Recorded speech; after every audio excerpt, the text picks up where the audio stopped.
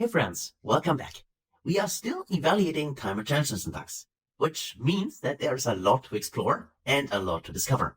So let's get into that. Let's actually figure out the following. Let's figure out what are the sales on the first day of each month, and what are the sales of the last day of each month, and what are the sales in between. So a lot to cover, so let's get started. So for that, I want to actually create a new page, and for that, just so we do not have to format the table again, as a little tip here, Control C to copy a table, go to a new page, and just Control V to paste it inside.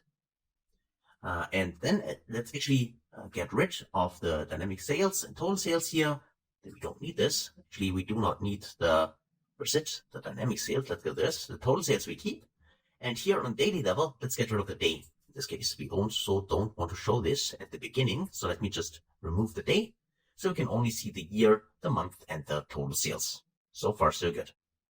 Now, let's figure out what are the sales on the first day. How can we do this in Power BI? Well, that is actually quite easy because, one more time, there are functions for that in Power BI. So expressions, DAX expressions, and to be specific, time intelligence DAX expressions. So I can right click on a measure table here, and then I create a new measure. And let's call this measure total sales first day. So I use the FD for first day, but again, feel free to write the full name if you want. So equal, Shift Enter to go to new line. And then I want to calculate. Remember, if we want to display something different in the same row, we need to modify the filter context. That's why we reference calculate. I know I have probably said that 1,000 times already, but it's really that important. And that's why I want to say it again and again so it gets enchanted in your minds, right? Okay. So let's calculate something. The expression is, in this case, the total sales. So it's total sales, like that. And the filter we're going to use is the so-called first date function. So there's a first date. And then we can reference the dates. So let's go with the dates table date, like that. And then we close this. And then we also close the calculate function. So use the first date function like that first. And now let's actually evaluate that. So let me press enter in here. Okay, so there are our total sales first day. Now let's just see whether we really get what we want. So for that, let me just click on first. So let's actually form that maybe to dollar amounts and then to decimal numbers, that we can see it the proper way. But now let's actually go to the view in here and let's just see what kind of value it returns. Please remember, we are here currently on a monthly level, okay? We want to display the sales on the first day. So let's do that. Let's go in here and add it here like that. So to use the new onObject interaction here, we can go there and search for in the measure table the FD, or directly here, if I search for FD, I find it directly here. Select it, and you see that we get some values. But we can also see there are values missing. What is wrong here? So why are sales in July, for instance, missing? Why I can see a value in August? And what value is this actually? Is this the first day of sales? Well, we can check it. Because remember, on the last page here, we were on the daily level. So in August 2021, we can see 1,780. In October, we can see 301. So let's go to the time intelligence window and let's check August. And there's the 1st of August, and the value is 1,780, which is exactly the value we have seen on our first day sales. And also check October, which was 301. If I go to October, there's the value, 301. So this works, but for other months, for instance, in July, it was not displayed, the 566. And the reason for this is the first day of the dates table is the 1st of July. We have no sales on the 1st of July, only on the 4th one. And this is why, currently you can see here, there is no value. It's not displayed. Well, to fix this, we could do it probably in several ways. One way to do it would be reference a different date. Because the dates table, remember, includes all the days in our time period. So also the days where we actually did not generate any sales. On the other hand, in our orders table, like the smaller, in orders table, we have an actual order date. So which is, let me just show it to you, the ship date, where is the order? There's the order date. The order date here, this one here, this actually has all the sales, or only the dates with sales. So that's why if I go inside my first day measure here, and I would reference here not the dates table date, but let's go with the orders table, the order date. So if I search for order date in here like that, now let's see what this would return. So let me go in the checkbox here, and now we can see we got values. So we got here the 566, which actually is the value which you would expect, right? Now let's do the same for the last date. So for that, we can go to the measures table, click on new measure, and then here, I'd like to use here, this is the total sales last date is equal to, I go to new line, shift enter, and then I specify what I want to see. I want to calculate. The expression will be our total sales again. So it's quite similar, but now the filter is the last date. So last date here, and then for the dates table, I'm referring to the dates table date. Let's do it this way first. Close this one, and then let's just see. And after we format this, select the measure first, go to the formatting option, so select it first, then go on the formatting dollar symbol, click on the 2 decimal numbers or whatever amount of decimal numbers you want to specify, and then we add it also to the visualization. So either by dragging and dropping like that, or by clicking on this object and add it from here. That will also be possible.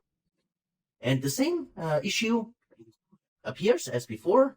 We return values, but only for the months where we have sales on the last day. So for instance, for October, it would be 1,980, but for November, it's empty.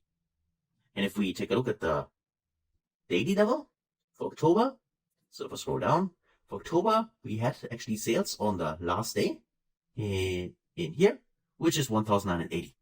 But for November, if we take a closer look at the end, we do not have the 13th of November in here, only 29th. And this is why on the 30th of November, we had no sales, and that's why it's empty in here. We can fix this the same way as before. We can go in here and reference, instead of the dates table, the orders table, because the orders table itself only contains the specific dates where actually sales have been generated. And that's why if we go to the orders table order date, this one, select it and press enter, we see all the values. Now the last thing I'd like to add here is to figure out what are the sales in between. So for instance, we have now the sales on the first day, on the last day, and actually I would like to know what are the sales in between.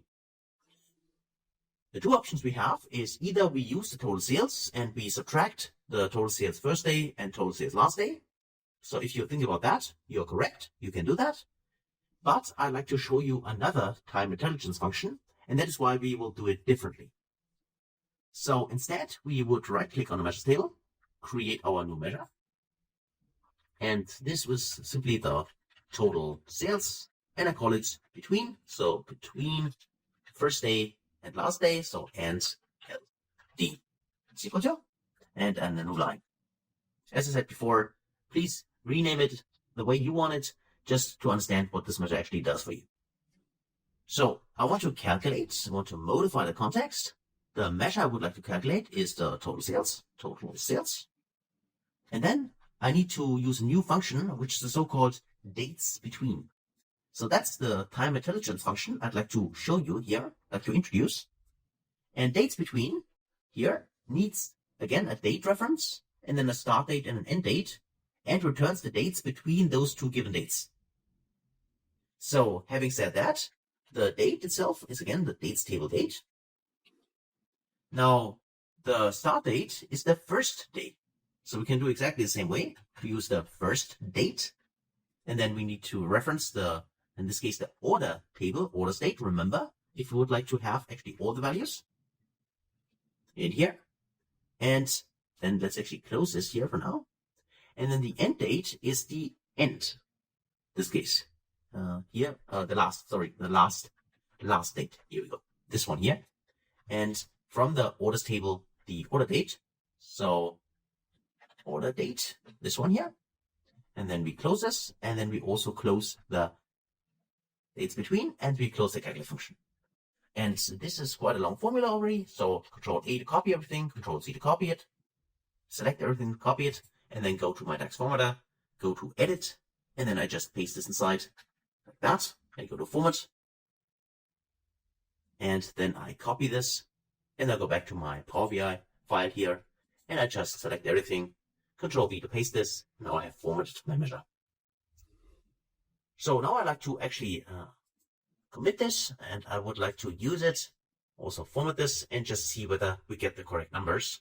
So go in here, 2, there's my numbers, and let's just check whether this actually returns what we would expect.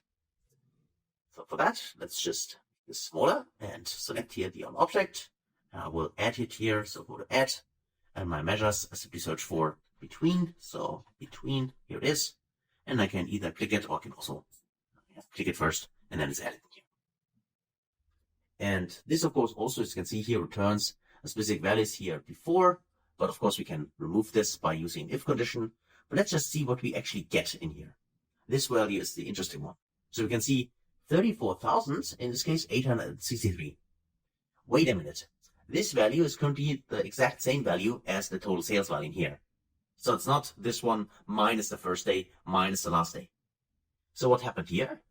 Well, this is just a little modification we need to add here, because obviously the dates between function, which we currently use, actually includes the days we reference. So the first day and the last day currently are included. So in order to fix this, we would have to add to the first day 1 day, so +1, and we need to subtract from the last day 1 day -1, like that. And this makes sure that the first day and the last day are not included. So that just means if we now check this option to recalculate it and make this smaller, we now get a different value in here. So let me check that. Here we go. And now you can see here I got 33,000 and so on. And this is actually exactly the difference from total sales minus this value minus this value. That's how we derive now the values in between. As you can see here for all these values. So I just needed a small slight modification. You also see that with the plus and -1, obviously the missing values are gone automatically. So, and in here, we now have exactly the values in between. And that's actually it for the dates between function. As I said before, we could also just use total sales and subtract those two values. That would also work. But I wanted to take the chance and also introduce this dates between function for you, because I also believe there are various use cases for that. And now it's also available for you because you now know about it and hopefully can use this in your own calculations. So that's it for this video. Hopefully you understood what we did. As always, I encourage you, please try this out yourself. Also, you have the file in the resource section if you want to have a look. So thanks a lot for watching, and I hopefully see you in the next video. Until then, best guys.